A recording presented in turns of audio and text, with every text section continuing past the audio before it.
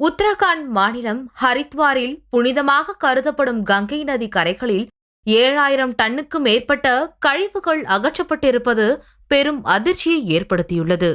உத்தரகாண்ட் மாநிலம் ஹரித்வாரில் கன்வர் யாத்திரை ஆண்டுதோறும் நடைபெறுவது வழக்கம்.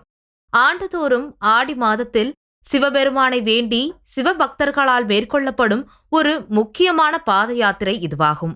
அந்த வகையில் இந்த ஆண்டு நடைபெற்ற கன்வர் யாத்திரையில் கங்கை தீர்த்தம் சேகரிப்பதற்காக நாடு முழுவதும் சுமார் 5 கோடிக்கும் அதிகமான பக்தர்கள் ஹரித்வாருக்கு வருகை தந்துள்ளனர்.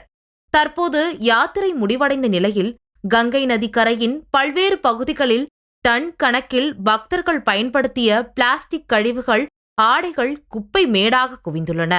அது மட்டுமல்ல, புனிதமாக கருதப்படும் கங்கை நதி கரைகளில் பக்தர்கள் சிறுநீர் நிரப்பப்பட்ட லட்சக்கணக்கான பிளாஸ்டிக் பாட்டில்களை அப்படியே நதிக்கரையில் போட்டுவிட்டு சென்றுள்ளது பெரும் அதிர்ச்சியை ஏற்படுத்தியுள்ளது.